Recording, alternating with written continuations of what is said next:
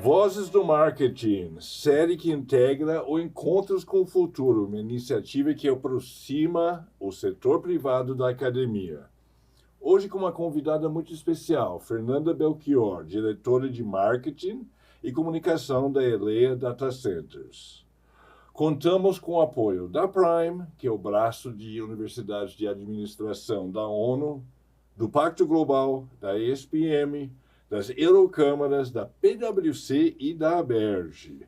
Eu sou Matthew Schurtz, diretor do World Observatory. Muito bem-vindo, viu? Obrigada, eu que agradeço. Fernanda, conta pra gente o que é uma data center o que faz a Elea. Bom, um data center é um grande cofre, né, em linhas gerais, onde a gente guarda informações de muitas empresas, né? Então a gente tem que armazenar essas informações refrigeradas, então é um local que requer muita energia, né, e conectividade, porque as informações que estão ali, servidores de empresas, do mercado corporativo também trafegam e trocam informações, dados com outras empresas. Então hoje a Elea é a maior plataforma de data centers sustentáveis do Brasil em distribuição geográfica. O que isso significa? A gente está com 9 data centers em 5 cidades distintas. Então a gente cobre o mercado de Rio e São Paulo, que hoje é um dos principais mercados da América Latina. São Paulo representa por mais de 60% da demanda de data center quando a gente olha para a região, mas a gente também está em outros mercados, além desse eixo, que são mercados bem estratégicos. Brasília, Curitiba e Porto Alegre, né? Então, Brasília é um polo bem importante, né, do mercado governamental e a gente atende também esse setor por meio de 2 data centers que a gente tem na região. Então, eu diria que quanto mais digitalização, mais processamento de informação, mais esse tipo de infraestrutura vai ser necessária, né? Então, a gente está tendo uma demanda aí bem grande e que deve crescer em nível local e mundial exponencialmente para os próximos anos. E em termos físicos, que tamanho tem uma data center? Olha, pode variar bastante, né? A gente pode falar de espaços que vão usar 10 mil metros quadrados, 200 mil metros quadrados. 200 mil metros quadrados? A gente está falando ali de dezenas prédio. De campos de futebol, exato. Sim. Porque a gente precisa de espaço para levar esses servidores, são equipamentos grandes, e tem também os equipamentos que refrigeram. Imagina quando você põe a mão no seu computador, quando você está usando, ele vai esquentando. Uhum. Imagina isso em capacidades muito maiores. Então, uma das grandes matérias-primas que o data center precisa é de energia, porque a energia ela refrigera os equipamentos que estão no data center. Uhum. Tanto os equipamentos dos clientes, que são aqueles que a gente vende, né? O nosso serviço ele é focado em refrigerar e armazenar e conectar esses equipamentos, e para que os data centers façam isso, eles precisam também ter os seus próprios equipamentos de refrigeração, ventilação funcionando. Então, você precisa de espaços, né, para que caibam todos esses equipamentos e que essa refrigeração seja feita da melhor maneira possível. Então, são prédios, são grandes cofres gigantescos. Cofres gigantescos, exato. Porque a segurança é fundamental. Não, fundamental. Eu costumo brincar, assim, não é uma brincadeira, mas eu costumo dizer que a gente vende a garantia que o serviço não para, né? Um data center ele não pode ficar fora do ar. E se por acaso ele fica fora do ar, a gente tem que ligar backups, redundâncias, né? Então mandar os dados para um outro local, para um outro data center. Os próprios clientes têm sistemas de replicação, de backup dos seus sistemas, justamente para que eles não fiquem fora do ar, né? Então, possivelmente quando um site fica fora do ar ou um aplicativo fica fora do ar, muitas vezes é porque foi problema dessa infraestrutura, né? Do data center. Do data center, ou que a replicação não funcionou. Sim. E às vezes 1 minuto, alguns segundos, podem criar impactos milionários, né? É um e-commerce que deixa de vender, que não passa as compras no checkout. Então, eu diria que é uma missão assim, 24/7, e aí a gente tem que aplicar segurança física e lógica para que esses sistemas não saiam do ar nunca. Nossa, eu tenho muitas perguntas. Primeiro, você falou em data centers sustentáveis. Isso. O que torna uma data center? É uma ou uma? Data center. O que você fala? Um data center? Eu falo um data center. Um data center sustentável. Bom, hoje, assim, felizmente, o Brasil, ele é um país, é o único país do G20 que tem uma matriz energética majoritariamente sustentável. Então, a gente usa energia solar, energia hídrica, a gente tem uma matriz aí que a gente consegue usar de maneira verde, né? Então, que não emite CO2. Exato. As emissões, elas são bastante mitigadas, né? Sim. Outros países, a gente não consegue ter essa composição da natureza, né? Que nos ajuda a fazer isso. Então, o Brasil hoje, ele deve ter por volta aí de 80% a 90% da sua matriz verde. Então, a gente utiliza a compra de energia, a gente certifica essa energia através de documentos específicos que são chamados de PPA, Power Purchase Agreement. São certificados que mostram que tem um lastro essa energia, que ela vem de fontes renováveis. E no nosso caso, em algumas outras empresas também, principalmente no Brasil, a gente garante que os data centers, todo o nosso fornecimento é feito através dessa energia renovável e certificada, né? Então, isso é bastante importante se você pensar no mercado corporativo, né? Eu acho que o tema de sustentabilidade, ele está muito quente, no sentido não só da gente cuidar dos nossos recursos naturais, mas também criar um caminho de longo prazo para que as empresas usem as matérias-primas da forma mais positiva possível, né? A gente quer que o sistema, né, que os recursos eles sejam duradouros. Então, a gente também cria valor para a cadeia fornecedora terceira dos nossos clientes, né, que vai poder falar que trabalha com um fornecedor que realmente é chancelado do ponto de vista sustentável. Então, é importante, assim, a energia hoje é o principal ativo de um data center, porque sem energia você não consegue rodar esses sistemas, esses servidores que estão dentro desse cofre, né? E com as novas tecnologias chegando, inteligência artificial, a capacidade de processamento, ela requer mais energia. Então, a gente precisa tratar isso com bastante eficiência, né? Porque a volumetria, ela vai ser cada vez maior. Então, em linhas gerais, é isso. E o Brasil está muito bem posicionado para esse mercado. Essa ia ser a minha próxima pergunta. Inteligência artificial fez isso explodir, né? Sim, sim. Já. O data center, ele fica próximo... Quando eu entro no ChatGPT, vamos usar esse exemplo e tal, eu estou acionando um data center. Exato, exato. Aonde? Esse dado possivelmente ele deve estar nos Estados Unidos, na Virgínia, que é o grande, na Virgínia? Que é o grande corredor de data centers que a gente tem hoje em nível mundial. Só para te dar uma ideia, hoje os Estados Unidos ele é de 10 a 12 vezes o mercado do Brasil, em termos de tamanho, né? Mercado de data centers. Tem 10 a 12 vezes mais data centers lá do que aqui. Que é um mercado bastante maduro, né? O Brasil ele é 60 a 70% da América Latina, mas ele é um mercado que está em constante crescimento, né? A gente tem muitas cargas de trabalho de empresas brasileiras que ainda rodam em sistema nos Estados Unidos.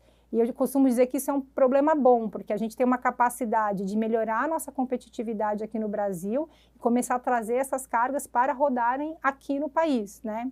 E por que isso é importante, né? Porque quando a gente fala de latência, que nada mais é que o caminho que um dado faz entre um ponto A e o ponto B, quanto mais próximo... que demora, né? Exato. Quanto mais próximo ele tiver da estrutura de data center, esse processamento ele vai ser com maior qualidade e mais rápido, né? Então, é muito importante também que a gente fomente essa indústria local, não só para o processamento das empresas que estão aqui no Brasil, e a gente se coloque também como um mercado para as empresas internacionais que querem rodar suas aplicações para o consumidor brasileiro, né? E até em nível de exportação, porque algumas aplicações elas não precisam dessa baixa latência, ou seja, eu não preciso dessa proximidade física. Então, eu diria que os casos de uso, eles são variados. Então, a gente consegue atender em vários casos, né? Sim, sim. Quantos data centers tem no Brasil? E quantos vocês têm na Eleia? Você sabe? Hoje a gente tem uma plataforma com 9 data centers. 9 data centers no Brasil todos? Exato.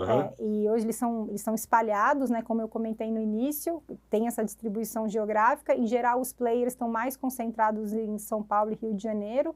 Como a Eleia nasceu com uma estratégia edge, ou seja, de ir para as pontas, né? E entregar essa capacidade computacional nas pontas. O que significa isso? Desculpe, eu não sei. Quando a gente fala de data center edge, a gente está falando dos data centers mais próximos do usuário final, né? Tá. Então, a gente não está só no eixo Rio-São Paulo, mas também a gente vai para as bordas, né? Daí o nome EDGE, para ficar mais próximos dos centros mais afastados. Tá. Então, essa é uma das estratégias que os data centers podem ter. Então, hoje, majoritariamente, o mercado se concentra em São Paulo e Rio de Janeiro, e a ELEI, ela nasce com essa proposta de EDGE, de diversificar a localização dos seus data centers. Então, a gente está em Porto Alegre, está em Curitiba, está em Brasília, além do eixo Rio-São Paulo, né? Tá. Então, hoje a plataforma é composta de 9 centros de dados e a gente está construindo outros data centers. Os principais projetos estão em São Paulo e no Rio de Janeiro. Perfeito. Então, assim, no Rio de Janeiro a gente está construindo um complexo muito grande que tem apoio da Prefeitura do Rio de Janeiro, que é o Rio AI City. Vai ser uma cidade de data centers voltados para a inteligência artificial. Só para te dar uma ideia, hoje a capacidade nossa em operação, ela roda em torno de 30 megawatts e a gente está construindo esse campus, o Rio AI City, que vai ter na primeira fase 1,5 gigawatts, podendo chegar a 3,2 gigawatts. Que número é esse, né?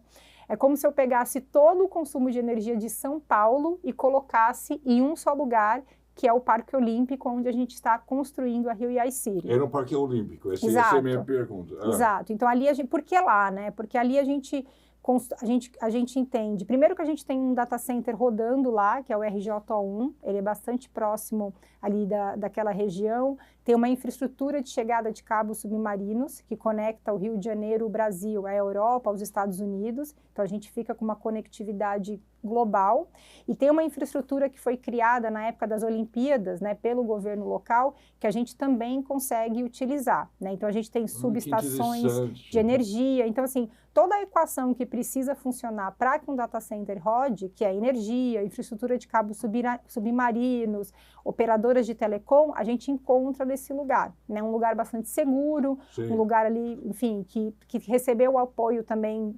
governamental para que a gente pudesse atrair outras empresas e trabalhar com a gente ali, criando um ecossistema de inovação.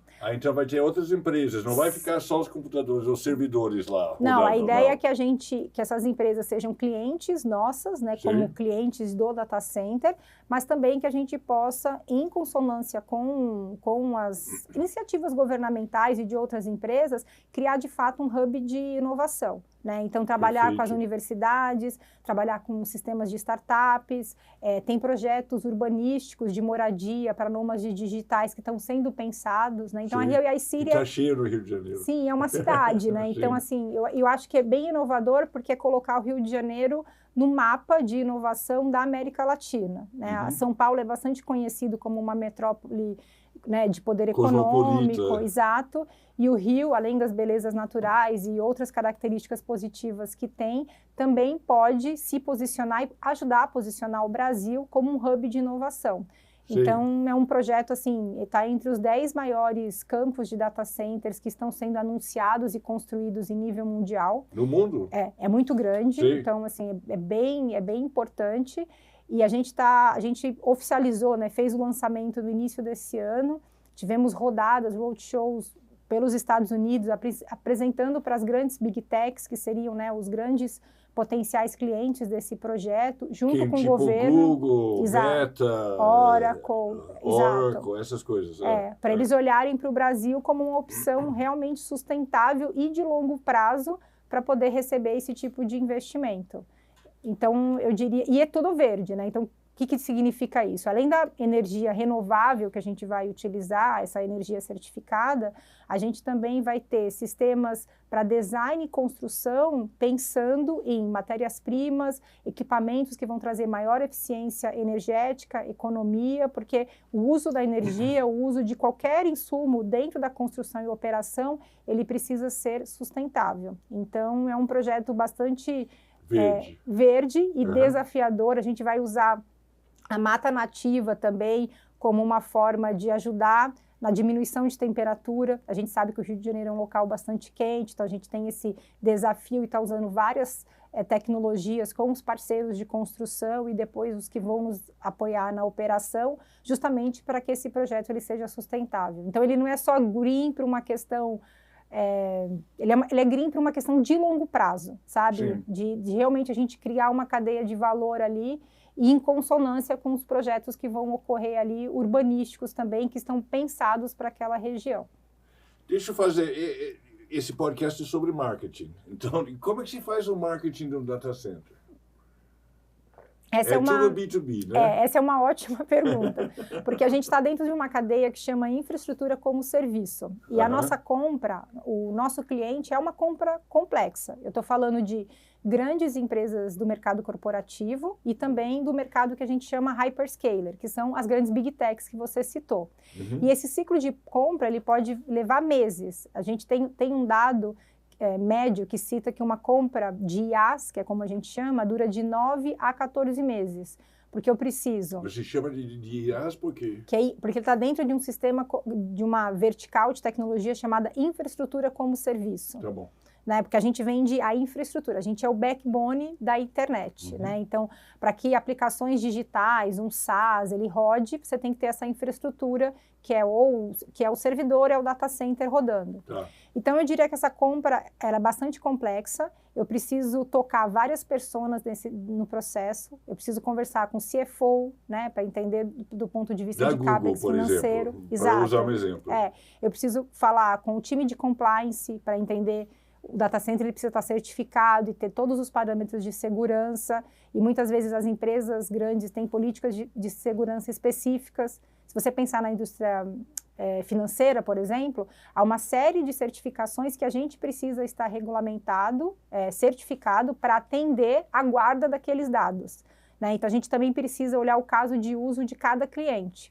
No caso da Big Tech, eu falo com uma figura que chama Site Selection, que é a pessoa dentro das Big Techs que olha para os sites e para onde ela vai colocar a infraestrutura, seja construindo o seu próprio data center ou seja contratando uma empresa como a gente na modalidade que a gente chama de colocation, que a gente vai colocar os dados do cliente para ele. Colocation? Colocation, que a gente vende, o nome de mercado é colocation, serviço em colo.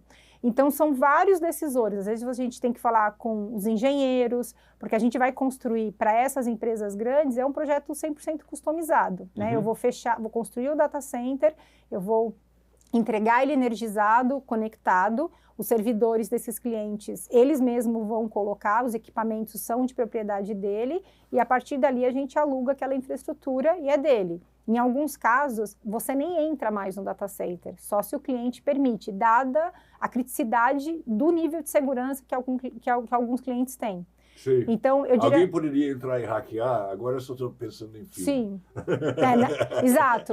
Alguém entra lá secretamente, essa é a sua preocupação. Exato. Então, ninguém pode entrar. Não pode. Você tem main trap, você tem... O que é isso? Main trap é quando a gente faz ali como se fosse quase uma gaiolinha ali, um cercadinho para a pessoa passar com certificação, tem biometria, a gente cria alguns servidores, você tem grades adicionais, então tem toda uma segurança física mesmo, muitas câmeras instaladas, então, assim, é realmente uma fortaleza que só pode entrar quem é realmente permitido, né? Então, a gente precisa realmente fazer com que essa continuidade de segurança para o cliente, ela seja muito bem feita. Então, a gente fala com muitas pessoas, num ciclo complexo muito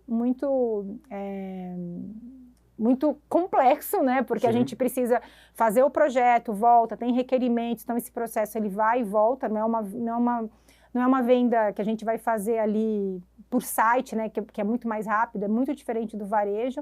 Então eu diria que é uma combinação muito de account-based marketing, porque você precisa realmente fazer um assessment do perfil do cliente e aí criando casos de uso para ele entender, poxa, ele consegue atender meu segmento, eu tive provas sociais, vi cases de sucesso, a gente trabalha muito o LinkedIn como uma parte reputacional, né? Então é bem importante você constar a história da companhia do ponto de vista corporativo. Então, por exemplo, a gente tem as nossas mensagens estão muito ancoradas em distribuição geográfica, e sustentabilidade. Então, eu preciso mostrar para o cliente como isso é utilizado na companhia de um jeito holístico e abrangente. Então, eu diria que tem muito essa questão institucional e de ABM, ligado, claro, à parte de geração de demanda, né?